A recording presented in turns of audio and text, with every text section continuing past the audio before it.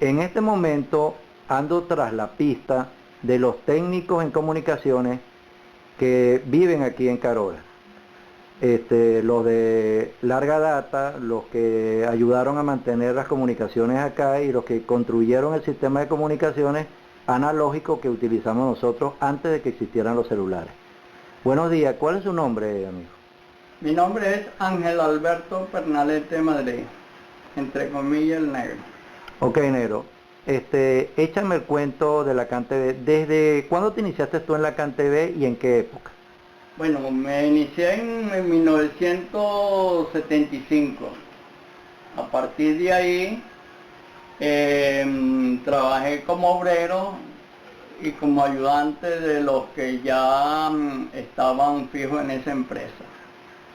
De ahí me desenvolví en las áreas que se desempeñaba, que eran líneas abiertas y reparación de líneas de los teléfonos que antes eran esos famosos teléfonos negros Ericsson de pared. Unos teléfonos muy fuertes, por cierto, que eran bastante pesados. Eran de cápsulas de carbón, creo que eran, ¿no? Sí, y eran suecos, era de la Ericsson. La empresa aquí era, la central para ese tiempo era de Ericsson, pura Ericsson. Todo el equipo completo, incluyendo desde los teléfonos hasta las centrales propiamente dichas, el sistema, era marca Ericsson. Es marca Ericsson, sí. Y para ese tiempo el sistema de telefonía era semiautomático porque era una central ARF que trabajaba por medio de relé. De relé, exacto. Yo me recuerdo porque a mí me llamaba mucho la atención porque en algunas ocasiones que me permitieron entrar, yo vivía cerca de ahí, yo viví cerca siempre de la CanTV, y entonces yo tuve algunas oportunidades, ¿te acuerdas de Marcelino, de Chelo? Sí. Exacto, un obrero que había ahí, me dejó ver las máquinas, los aparatos, y a mí me llamaban la atención todos esos miles de relés que se movían ahí como si fueran relojes. Sí. Para ese entonces se contaba que la central tenía una capacidad de 500 números. Padre Santo. Para ese entonces. Más adelante ampliaron la central para 1000 o 1500, 1200 números. Yo me recuerdo cuando aquí vino, creo que fue el presidente Rafael Caldera que vino para la iniciación del listado directo nacional, perdón. Sí. Yo estuve ahí cerca, porque no todos los días veía una presidenta de la República aquí en Carora. Sí. Y cuando inauguraron aquella oficina, todas esas oficinas de atención al público y aquello, eso era una cosa del otro mundo. Sí, ahí se inició ya la parte comercial, que abrió el compás de que los suscriptores podían hacer peticiones y pagar las tarifas de teléfono. O sea que en los primeros momentos, en los primeros tiempos, cuando tú hablas de que se iniciaron las operaciones comerciales, ¿y cómo era el sistema antes? O sea, ¿uno qué tal tenía o era nada más instituciones públicas o cosas así? La comunicación, ¿los teléfonos los colocaban nada más a instituciones o siempre habían privados, pues? Para ese entonces ya el servicio era público. Ya era público. Sí, era público. Ahora, uno podía hacer la solicitud, mientras tanto que hubieran las condiciones para poder hacer llegar la comunicación, o sea, que llegaran los cables hasta el sitio. Aquellas personas que podían acceder al pago y podía solicitar un servicio. Pero por lógica, el gobierno tenía todos los servicios públicos en su entorno al servicio. Ahora fue ahí donde ya el público fue adquiriendo su servicio por más facilidad y y desarrollarse comunicacionalmente con lo demás. Yo me recuerdo, negro, de que eh, hubo una ocasión en que desde Caracas nos hacían llamadas y habían unas cabinas. Uno iba allá, ¿tú te acuerdas de esa época, pues? De las 4 cabinas que habían de madera ahí. Sí, sí. Y bueno, era una cosa que uno por lo menos, era la única parte donde yo veía que existía un aire acondicionado. Y eso era frío, yo me ponía, yo estaba muy chiquitico y yo esperaba sentado mientras mamá la llamaban para comunicarla a un número en Caracas, a una zona. No habían teléfonos todavía así como tal en las casas, sino que uno iba allá y hacía efectuaba las llamadas. Para ese entonces se hacía, eran la única llamadas nacionales de un estado a otro o internacionales. Padre Santo. Porque vamos, las que se hacían aquí eran locales, llamadas locales y no nacionales. Tú podías... O sea, no existía todavía en ese momento el discado directo nacional. No lo había. Por eso que el público tenía que ir a la central a pedir una llamada para Caracas o Barquisimeto para ese entonces. Fue con el tiempo que las centrales ya adquirieron, incorporaron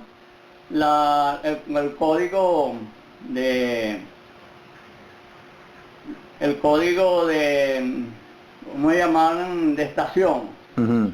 de cada estado. Ajá, ¿y en qué momento y en qué año se fue digitalizando? O sea, fue mejorando el servicio, porque yo me recuerdo que en la primera había el primer edificio, que es el que está ahí, la primera planta física, y después trajeron las partes nuevas que están detrás, o sea, hicieron los otros edificios donde incorporaron más números, pues. Sí, dentro de la central había, ¿cómo te O sea, ¿de diré? cuándo salió de analógico a digital?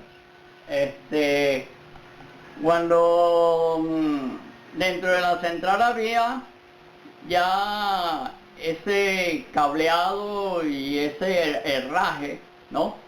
Para meter más líneas, Ujú. más líneas. O sea, se había hecho un trabajo para el futuro. Sí, sí, por supuesto que con antelación los proyectos para ese entonces se hacían con antelación a más capacidad de números. Y fue ahí donde los números antes eran de 4, después vinieron de 5 y después vinieron de 6. Y, y, mm, y entonces lo que tenían que incorporarle era hacer más cableado, tanto la parte interna como la parte externa. Ujú. Tanto el cableado en la calle como el cableado internamente de la central, que se enlazaban con los equipos de transmisión, porque tenían que darle amplitud a la parte de transmisión. Positivo. Por Para- supuesto que quiero hacerle acotar esto a nuestros amigos, que en esa época ni se pensaba remotamente en que hubieran celulares, Sí, sino no. que eran los teléfonos. Estamos hablando del momento en que solamente existían los teléfonos en este mundo. Sí. Y entonces ahí empezaron los números de 5 cifras. No recuerdo el número que tenía yo aquí, que fue de 5. Después, después se amplió otra central, que ya era una central móvil. Le llamaban móvil porque era para trasladarse, y lo pusieron en un patio, que eran los números 33, Ujú. que eran los 33, que eran de 5 números. Entonces, pero por eso Carola ya tenía 22 y 33. Luego, Que esos son los edificios a que yo te hacía referencia exacto, anteriormente, que los colocaron en la parte posterior del patio de allá y sí, pues, son más modernos, pues. sí, y Que era todavía, donde trabajaba Edicto, ¿cómo es? edicto, sí, Exacto. todavía esas centrales móviles eran semiautomáticas. ¿Entiendes? Ahí tenía ya. Después, eso se venía haciendo cada 5 años una expansión. de acuerdo O sea que se iban anotando los requerimientos y entonces cada 5 años se iba haciendo la expansión para Carora. para ir ya a capturar nuevos clientes, Exacto. para ir mejorando los servicios. Mejorar los servicios y ampliar los servicios de los monederos que salieron después, que eran de a medio, Ujú. y se dejaban ahí al público, y después las famosas líneas muertas. Exacto. Yo me recuerdo siempre eso, cuando me hablas de la línea muerta, me acuerdo mucho de Radio Carora porque Era la famosa... siempre, ¿no? Que vamos a hacer una transmisión y estamos esperando que los técnicos le hagan la conexión y ya. Porque ya se habían ampliado los canales de transmisión, y en la parte de transmisión tanto local como larga distancia para ese entonces. Bueno, yo aprendí algunas cosas porque tú te recuerdas que hubo una ocasión de mi vida que yo fui así como una especie de contratista con ustedes, Sí, sí. les cumplí algunos servicios de mantenimiento de las unidades, exacto. Sí. Entonces me enteré más o menos de la mecánica de cómo era la vida dentro de la CanTV, una cosa que para los que nos gustan las cosas técnicas es una maravilla, pues, Sí. lleno de tecnología por donde quiera. Sí. Y en caliente, pues. O sea, eso salían, cuando venían aquellos operativos, ¿te recuerdas cuando hicieron aquellos operativos gigantes para colocar muchos números aquí en Carora? Sí, sí, sí. Que vinieron muchas unidades y hicieron instalación de teléfonos en todas las casas, Ajá. para ser avanzadas, pues. Sí, sí. Era para allá, ya se había ampliado la parte externa y la parte interna, las redes, que fueron a llegar un poquito más lejos, Ujú. más distanciado, y así fue donde ya la central se fueron ocupando de más números, y se fue ampliando otros sectores, el Roble, Calicanto, ¿cómo se llama por aquí? Está la PTJ, Campanero, Campanero. Campanero. Ahí Todos por esos ahí. sectores se iba ya Avanzando. cubriendo del servicio telefónico. Exacto. Nero, ¿y quiénes trabajaban en esas épocas? ¿Te recuerdas de los que trabajaban contigo? Sí, para esos años, por ejemplo, trabajaban los hermanos Lugo, Cirilo, y lo que decimos Picho Lugo, Nectali Crespo, Isaías Rodríguez, y en la parte técnica. Y otro que no recuerdo, O sea que Isaías siempre estuvo ahí. estuvo ahí, sí, como se inició también como ayudante de la... Ustedes los iban capacitando a medida que la necesidad les iban dando cursos, iban aprendiendo ustedes ahí, sobre Sí. la marcha. Sí, por supuesto que la empresa mandaba un itinerario De curso. de curso Exacto. para los que querían hacerlo, capacitarse más en las áreas técnicas, y pues claro, y con el consentimiento del jefe. Ujú. En estos Inclusive yo me recuerdo mucho porque a veces hacían ustedes aquellos operativos. ¿Te acuerdas cuando pues, tú te especializaste mucho en eso, en lo que era reconvertir los teléfonos de disco, ponerlos Ajá, digitales, cuando digital. venían aquellos equipos, Sí. aquellos botones y que se le Exacto, ponían? porque ya cuando ya vino las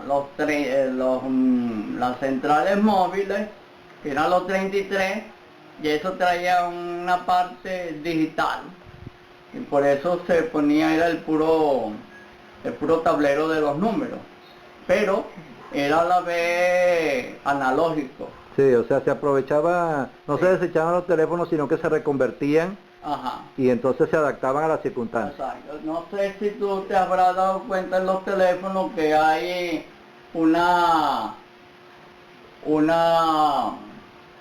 un switch Sí, sí, que positivo, lo yo hace sé. pasar Digital analógico a a digital. digital. Sí.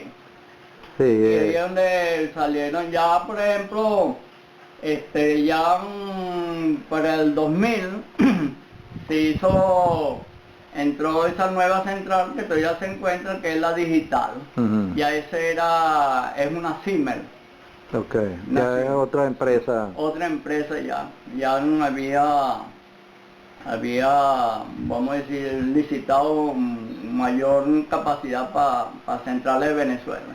Negro, y eso que me decías tú que me estabas echando ahorita el cuento de que cuando tú quisiste ser Boy Scout y pasaste por ahí por esa zona, me estabas hablando inclusive de que ahí donde está la CanTV, ahí no existía nada, sino que era un terreno baldío. Un terreno baldío, sí. Inclusive me hablaban de que ahí donde estaba más, casi por ahí un poquito más arriba de la policlínica, donde está un quebradón ahí había un puentecito, eso, que eso se llamaba La Cañada. Ya de que es así como era antes como una batea. Como, ajá. Y entonces ahí era donde, o sea, eso, me estás hablando de eso, imagínate, yo me traslado a aquella época y veo todo eso sin nada, porque detrás de mi casa hasta que fundaron la Policlínica Carora, eso era un quebradón, eso era una quebrada grandísima y ahí no había nada. Eso fue que esa empresa compró eso y cerró toda la quebrada y convirtió hoy en día lo que es Sí, esa zona, pues. ya. Ah, y explícame y por lo menos háblame de Ramón Pernalete, Ramonzote, pues. Bueno, En qué departamento trabajó él o qué hacía él? Ramón para ese entonces era jefe de planta externa. Sabe que la central está dividida en dos partes. La planta externa, que es el servicio hacia la calle, Ujú, con el cableado, y la otra es la planta interna, que son las centrales, ujú, y la parte de transmisión. ujú. La transmisión lo cubría el personal de Barquisimeto. Ellos, técnicos de transmisión, esos que venían vamos a decir, a equilibrar y darle mantenimiento de la transmisión. Mm, También, por supuesto, la central tenía la otra parte como departamento que era energía, que era que también lo cubría el técnico de Barquisimeto, porque sí, tenía una planta eléctrica cuando se iba la luz y automáticamente arrancaba arrancaba la planta eléctrica y eso tenía su banco de batería. que por cierto, en estos días con los problemas que hemos tenido en el orden eléctrico, Mm, en las primeras de cambio, dadas las circunstancias que nosotros estábamos muy acostumbraditos a que todo estaba bien y que nunca se iba la luz, exacto. cuando tuvieron problemas cuando fueron a arrancar la planta porque la planta estaba en desuso prácticamente y no estaba al día, y entonces tuvieron que hacerle mantenimiento para arrancarla de nuevo y bueno, ya hoy en día arranca inmediatamente cuando Bueno, nunca se cae el servicio. porque ya, por ejemplo, esa planta ya fue sustituida a medida que las expansiones telefónicas se estaban realizando. Sí, pues se necesitaba ya más amperaje, Sí, sí, más fuerza para exacto. poder cubrir. Ella tiene ya una nueva planta de más kilovatios. Creo que tiene como 20 kVA, o si Mm. no más. Yo No creo que debe tener recuerdo. como 35 kVA porque Sí, eso es una planta bastante grande. Necesita mucho requerimiento para mantener los aires y eso. sí. Bueno, negro, ¿cómo ves tú las comunicaciones de aquella época o a las que hay hoy en día? ¿Cómo ves tú el cambio de los teléfonos que teníamos en los hogares y los celulares? ¿Cómo es ese? Bueno, uno como persona que está al día de la tecnología, vemos que nadie puede contrarrestar el avance tecnológico. Lo que estábamos hablando Sí. con respecto a las cámaras mías y eso. Claro, porque El tiempo va avanzando. todo va avanzando, todo es un seguimiento de mejora, Ujú. de mejora, y por supuesto aquellos que tienen aquellas líneas telefónicas, vamos a llamar viejas, y que todavía está en uso, bueno, la disfruta y la goza, porque la nueva tecnología telefónica, que son los celulares, que aportan Más movilidad. más movilidad, más espacio, más confiabilidad, Exacto. hace de que con el tiempo van a ser más costosas, y es poco que van a tener acceso a eso. Ujú. Entonces la persona tiene que adaptarse a estos nuevos tiempos, porque se lo exige. Ok, Negro, ¿qué mensaje le das tú sobre todo a los muchachos hoy en día, a los estudiantes que se están especializando en estos sistemas de comunicaciones, en tecnología? ¿Qué les puedes hablar tú a ellos? Bueno, yo le diría que a esa juventud que se inician en el estudio, tengan una amplia curiosidad en todo el saber, porque el saber es el que nos hace entender mejor la vida, y eso es una parte de la armonía que podemos tener. Que no pierdan el tiempo, porque la tecnología le da esa capacidad de saber y entender y conocer un poco más el misterio de la vida que tenemos. Hay tanto misterio en la vida que a uno nos sorprende, ¿no? Y que no conocemos. ¿No? Yo creo que lo mejor es incentivar que los muchachos estudien y sean alguien para la sociedad y para la vida misma de ellos. Ok, Negro, te agradezco mucho que me hayas concedido esta entrevista y que en otras ocasiones te vendré a visitar para que sigamos hablando sobre esos temas y sobre otros también de mucho interés para todos. Muy agradecido, Negro. No, muchas gracias por tu visita y siempre a la hora.